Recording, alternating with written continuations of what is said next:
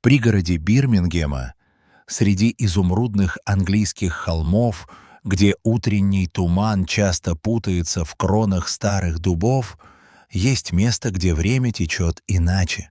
Здесь пахнет сеном, влажной землей и покоем.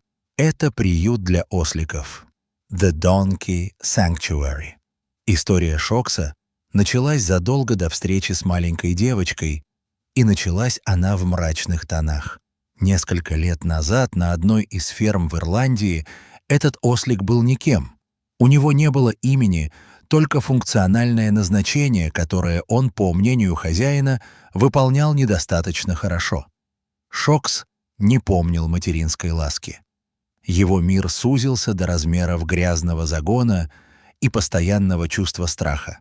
Но самым страшным была не теснота, а веревка. Грубая, жесткая веревка, которую владелец затянул вокруг его шеи. Он привязал животное в поле и забыл о нем. Ослик рос, пытался двигаться, тянулся к траве, и с каждым днем петля впивалась все глубже. Веревка перетирала шерсть, затем кожу, а потом начала врастать в плоть. Он просто вылил едкую химическую жидкость на открытые раны животного. Путь к исцелению был долгим. Шокса перевезли в клинику, где врачи буквально по миллиметру очищали его раны, боролись с сепсисом и заново учились завоевывать доверие существа, которое знало от человека только зло. После лечения его переправили в приют в Бирмингеме. Там, среди заботливых рук и спокойных сородичей, Шокс начал оттаивать. Шрамы на шее затянулись, покрылись новой шерстью, но шрамы в душе оставались. Он был осторожен, пуглив и все еще вздрагивал от резких движений. Однако сотрудники приюта заметили в нем удивительную черту. Несмотря на пережитый ад, в Шкосе не было агрессии. В его больших темных глазах сквозила какая-то древняя всепрощающая мудрость. Именно это качество позволило ему стать терапевтическим осликом, лекарем для человеческих душ. Пока Шокс учился заново жить в Англии, в семье Остенов родилась долгожданная дочь Амбер. Радость рождения быстро сменилась тревогой. Девочка родилась раньше срока, ее легкие не раскрывались, она задыхалась.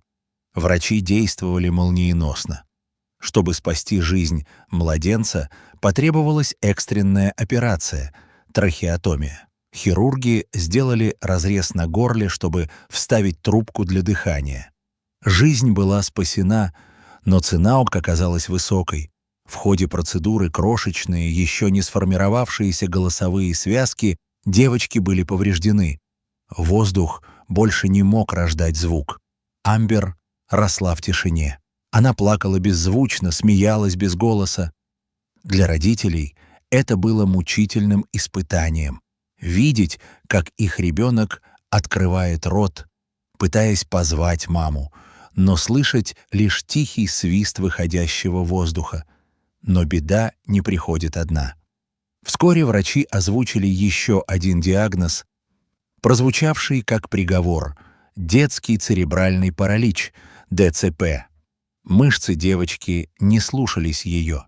Ей было сложно держать голову, трудно переворачиваться, а о том, чтобы ходить, врачи говорили с большой осторожностью.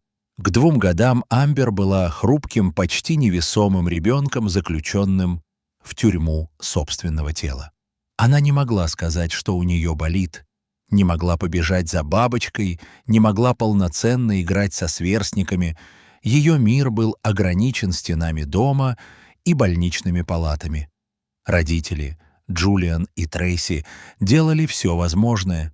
Массажи, физиотерапия, бесконечные консультации. Но прогресс был едва заметен. Девочка слабела, замыкалась в себе, в ее глазах поселилась взрослая грусть. Именно тогда кто-то из знакомых рассказал им о The Donkey Sanctuary в Бирмингеме. «Там практикуют терапию с животными», — говорили они. «Ослики помогают детям с особенностями развития. Это называется Ипотерапия, только мягче. Попробуйте». Родители ухватились за эту соломинку. Они привезли двухлетнюю Амбер в приют, не зная, чего ожидать. Это был 2012 год.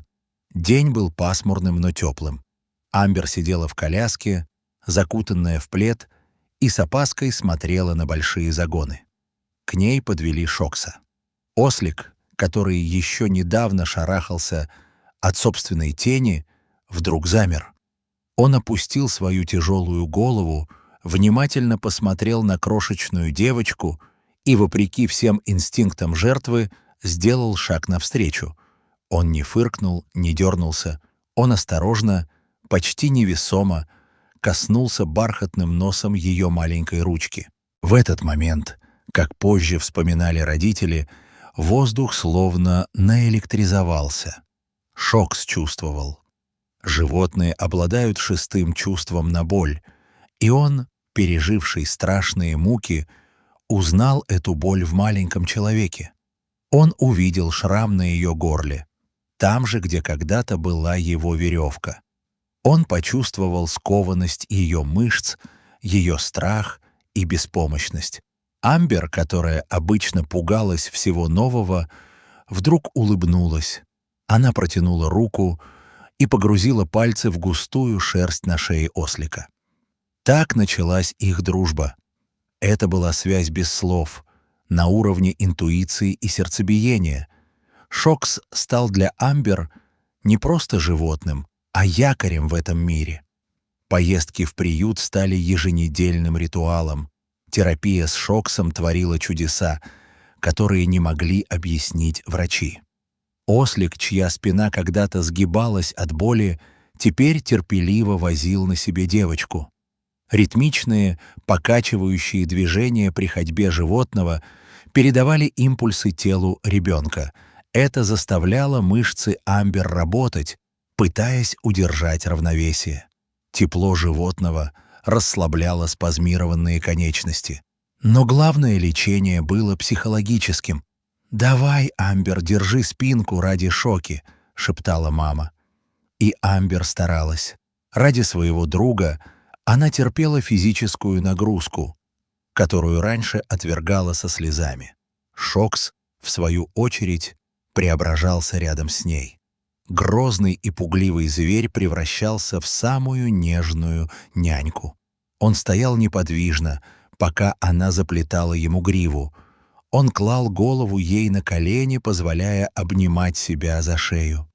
Казалось, он понимал, он нужен ей сильным, потому что она слаба, а она нужна ему любящей, потому что его никто не любил. Прогресс был ошеломляющим. Мышцы Амбер крепли. Сначала она научилась уверенно сидеть верхом, потом стоять с поддержкой, а вскоре начала делать первые неуверенные шаги, держась за бок своего верного друга. Шокс замедлял шаг, подстраиваясь под ее темп, словно понимая, что является для нее живой опорой. Время шло. Амбер исполнилось 3 года. Физически она стала гораздо крепче. Последствия ДЦП отступали под натиском упорных тренировок и любви ослика. Но оставалась главная проблема — голос. Операция прошла успешно.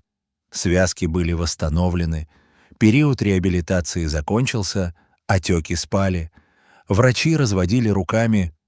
Она может говорить, физических препятствий нет. Но Амбер молчала. Она по-прежнему открывала рот, жестикулировала, но звука не было. Родители начали терять надежду, полагая, что немота останется с ней навсегда из-за психологической травмы или привычки. Наступила осень 2013 года. Прошло несколько месяцев после операции. Семья Остенов в очередной раз приехала навестить Шокса. Амбер была в хорошем настроении, она играла с осликом, чистила его щеткой, обнимала за теплую шею.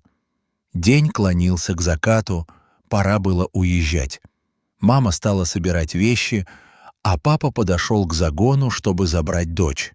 «Попрощайся с Шоксом, милая, нам пора», — сказал он. Амбер посмотрела на ослика. Шокс смотрел на нее своими глубокими влажными глазами, и в этом взгляде было столько понимания и любви, что маленькое детское сердце переполнилось эмоциями, которые больше нельзя было держать внутри. Девочка крепко обхватила шею ослика, прижалась щекой к его морде, там, где когда-то были следы отбеливателя, и вдруг на выдохе отчетливо и громко произнесла: «Я люблю тебя, Шоки». Мир замер. Родители застыли на месте, не веря своим ушам. Птицы, казалось, перестали петь. Только ослик тихо выдохнул теплый воздух, словно ждал этих слов всю свою жизнь. «Что ты сказала, милая?» — дрожащим голосом переспросила мама, боясь спугнуть момент. Амбер повернулась к родителям, ее лицо сияло. «Я люблю тебя, Шоки», — повторила она увереннее. Шокс тоже окончательно исцелился. Любовь ребенка стерла последние отголоски той боли, что причинили ему в Ирландии. Он стал местной знаменитостью, символом надежды для сотен других детей, приходящих в приют. Прошли годы. Сейчас Амбер уже не та беспомощная малышка. Она выросла в крепкую, активную девочку. Она ходит в школу, у нее много друзей. Ее голос звонко звучит на школьных переменах. Последствия церебрального паралича, благодаря ранней реабилитации и занятиям с осликом, сведены к минимуму, но одно остается неизменным. Периодически, в выходные дни, к воротам заповедника в Бирмингеме подходит девочка, а теперь уже подросток. Она идет уверенным шагом к знакомому загону, где ее уже ждет старый друг. Шокс, чья морда немного поседела, всегда узнает ее шаги. Он подходит к изгороди и кладет голову ей на плечо. Они могут долго стоять так. Девочка, которая обрела голос, и ослик, который обрел жизнь. Их история напоминает нам о том, что даже в самых темных обстоятельствах, когда кажется, что весь мир настроен против тебя, будь то жестокий фермер с отбеливателем или страшный диагноз врачей, любовь и дружба способны сотворить чудо. Они спасли друг друга. Ослик научил девочку стоять на ногах, а девочка научила ослика снова доверять людям. И самое главное, чудо произошло не в операционной, а в старом загоне, когда тишину разорвала простая фраза «Я люблю тебя».